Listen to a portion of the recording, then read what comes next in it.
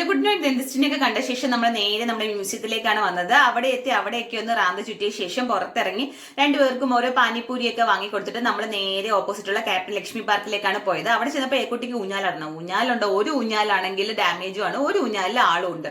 അങ്ങനെ ഏക്കുട്ടി അവിടെ കിടന്ന് ഒരേ ബഹളം. അത് കഴിഞ്ഞ ഊഞ്ഞാലടിയത്തേക്ക് ആള് മറിഞ്ഞടിച്ച് വീണ് കൈയുടെ മുട്ടൊക്കെ പറഞ്ഞിട്ടുണ്ട്. അങ്ങനെ അച്ഛൻ്റെ അടുത്ത് നിന്ന് സങ്കടം പറയുവാണ്. ഞാൻ എടുത്തിട്ടും കുട്ടിയുടെ വിഷമം മാറുന്നുണ്ടായിരുന്നില്ല. പിന്നെ അല്ലുവും അരുണും അവിടെ നിന്ന് ചെസ് കളിക്കും. ഞാനുമായിരുന്നു കുട്ടിയായിട്ട് അവിടെയൊക്കെ കറങ്ങി നടന്നത്. പിന്നെ കുട്ടി അച്ഛന്റെ മടിയിലായി. അപ്പൊ ഞാൻ ഫ്രീ ആയി. അത് കഴിഞ്ഞ് കുട്ടിയുടെ കരച്ചിൽ മാറുന്നേ ഇല്ല.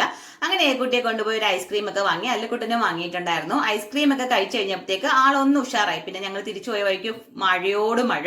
അങ്ങനെ ഒരിടത്ത് കയറിയൊക്കെ നിന്ന് പിന്നെ നമ്മൾ പോകുന്ന വഴിക്ക് ഫുഡൊക്കെ വാങ്ങിയിട്ട് പോവുകയാണ്. ആ വാരൻ ഫുഡ് വാങ്ങുന്ന സമയം കൊണ്ട് ഏക്കുട്ടി അലിസ് ഒരു ലേസ് ഒക്കെ കഴിക്കുകയാണ്. പിന്നെ നമ്മൾ എല്ലാവരും കൂടെ ഷെയർ ചെയ്താണ് ലേസ് കഴിച്ചത്. ഏക്കുട്ടിയുടെ കരച്ചിലും ഏക്കുട്ടിക്ക് ഉറക്കം വരുന്നതൊക്കെ കാരണം പിന്നെ നേരെ വേഗം അങ്ങ് വീട്ടിൽ പോയി.